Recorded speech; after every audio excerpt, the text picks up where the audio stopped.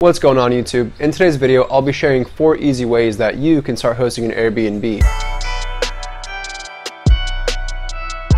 What's going on guys, my name is Robert. Welcome to my channel. In today's video, I'll be going over 4 ways that you can start hosting. The only thing you need to know as far as getting started is that you need some form of real estate. You need a property, you need some form of accommodation before you could even begin to start thinking about this idea. So in today's video, I thought it'd be great if I shared with you guys 4 ways you can get started by acquiring real estate or acquiring a form of accommodation to host and to start generating cash flow from that form of accommodation. So the idea of hosting is relatively simple. You just simply have a place that someone can spend the night and you list it on a home sharing website. 2 very popular ones right now are HomeAway and Airbnb. Airbnb being the primary, most popular one. So I'd like to throw that in my titles just because it really pops and people are familiar with the term HomeAway. You know, it's going to get there eventually, but it's just a little bit behind as far as customer acquisition. So the first thing I'm going to talk about, and the first way you can get started with this process, is actually the lowest barrier of entry. This method is the easiest, and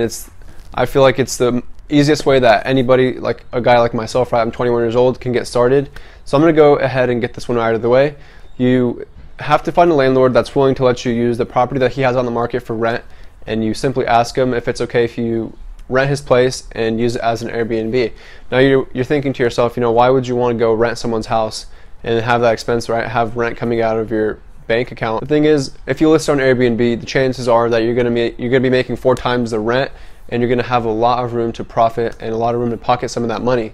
Now with this method, you have to keep in mind you're going to have to carry expenses on the property. You're going to have to carry the utility bill, you're going to have to carry the rent expense, and any expense that would come with the property, right? You need to pay for the internet, trash service, whatever. Just be sure that you know that you're going to have a lot of expenses. You're going to have to meet the threshold of, I guess it's called the black area, right? Until you make enough money to cover expenses, you're in the black. So that's just something you have to keep in mind getting started. But like I said, it's relatively simple. You find a landlord who has their house out on the market for rent, which these houses are everywhere, especially in the city that I live. There's for rent signs left and right. So the availability is definitely there. And you simply just negotiate a deal with them, get a contract written out, and bam, there you go, you're ready to go. Now the second method that I think is relatively easy, but it requires you to own real estate.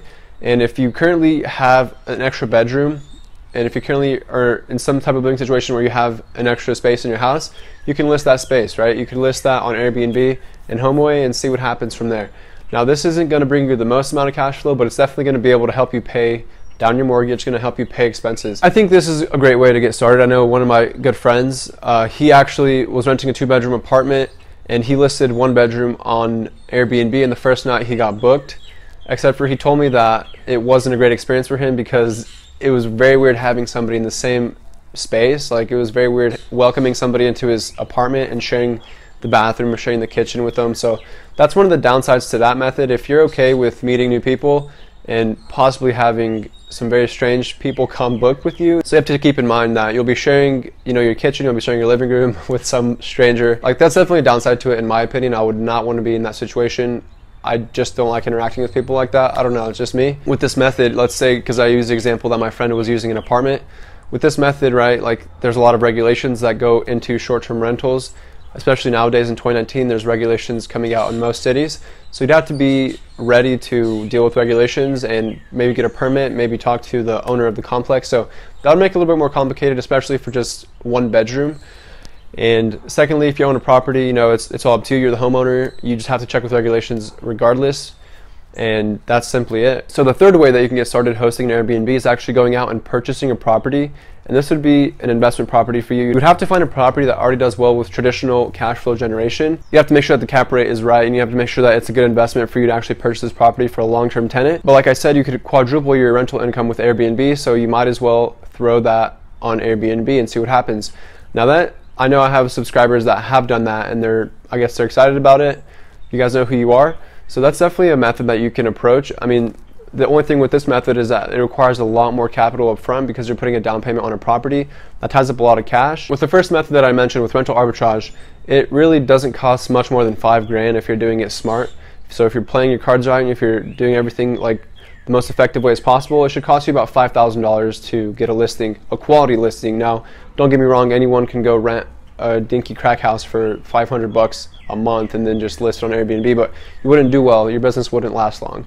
So if you want to have a good quality listing that does well long term, you're looking at about a $5,000 investment into this space. So with the property, you're looking at a lot more than that, right? Because what you have to do, you have to purchase the home, you have to fully furnish this home and make it as if you were living in this home, and then go out and list it, which that ties up a lot more of your cash. And a single family home, you know, I don't know if that's the best way to go about it. Single family homes are great, don't get me wrong, but this brings me to the last point that I'm going to make. And this is where I'm at right now. I'm kind of on the fence about going through the rental arbitrage method, getting another property for, let's say, give or take $5,000, or actually purchasing a multifamily home. Now, in my opinion, a multifamily home in a regulated area that you know can do well is probably the best investment. Now, I'm serious when I say this is because with a multifamily home, let's say it's a duplex, a triplex, or even a fourplex, you're carrying one monthly payment of a mortgage or whatever it may be. With one monthly expense, you can now host 2 listings, right? You could throw 2 listings up there. You have both sides of the duplex that you could list on Airbnb, or let's say you could have 3, if you have a triplex, you could have 3 listings, fourplex, 4 listings. So the reason this is probably the best investment in my opinion is because you're generating the most cash flow with probably the least amount of expense. In a way, it'd be most convenient to do this method. Now, there are downsides. Obviously, you'd have to be paying utilities on 4 separate units. You'd have to be paying for internet on 4 separate units. But the way that I look at it, those are paying for themselves long term. So the second you get a listing up, it's paying for itself, right? It's covering all expenses included in the listing. Everything to do from electricity, from water, gas, all the way to internet, cleaning supplies, all that stuff is covered in what you generate a month on Airbnb. Now, I know that Airbnb is getting more popular as time goes on. A lot of people now know about it. So with time, more people are becoming aware of what's going on, and they're realizing it's a great opportunity. And a lot more people are looking to get into this business. So the reason I know this for a fact is because my channel is growing based off of the interest in Airbnb. So the more people that Google search Airbnb, the more people that are interested in the business model. I mean, they see my videos, they see my channel, and it is growing, I think, at a pretty fair rate. So if any of you guys are looking to get started, here are my 4 ways, right? I share them with you. There's rental arbitrage, there's listing a room, an extra room in your house. It would help cover expenses. It would help you pay for your mortgage or pay for utilities. And then you can actually go out and purchase a single family home as an investment property. But before you do that, make sure that it cash flows, make sure that you know it'll do well, and make sure that the cap rate looks good on paper before you move forward with it. You don't want to buy a property that's not going to get you, long-term tenants. You want to make sure, like, if everything goes south to Airbnb, you have that option. You have the opportunity out there to get a tenant in there and have a long-term tenant. And lastly, you can buy a multiplex, or you can buy a property that has multiple units in it. And now, I don't really want to get to the level of saying an apartment complex, because I don't know. I think the cities have an issue with apartment complexes and listings. For example, in my city, there can only be 2 listings per apartment complex. So to go from anywhere from 2 units to 100 units, that can only have 2 listings on home sharing websites. And that's regulations here in my city. I know it varies from city to city, but that just gives you guys an idea of what exactly you're dealing with. So I feel like a duplex or a triplex or anything along those lines would be a great investment long term.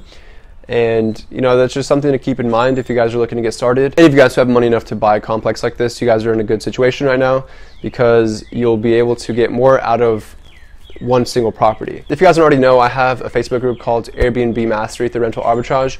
I'm plugging it right now. You guys can go join it. I'm trying to build a community of people looking to get into this business, or maybe people who are already hosts and they're looking to get more listings under their belt. Whatever the case may be, I know that there are plenty of people out there looking for a tiny community. Wait, before I go, make sure to smash like on this video and make sure to smash that subscribe button. We're almost at 1,000 subscribers, which is incredible. Thank you guys all for the support, and thank you guys all for staying tuned in this process of me hosting my Airbnb. I'm currently at my Airbnb right now. It's a very nice, beautiful day, 70 degrees outside. I'm just hanging out on this swing we have back here. I appreciate you guys all for sticking around this long. If you guys want more videos like this, just let me know in the comments, let me know your thoughts, and I will see you guys all in the next one.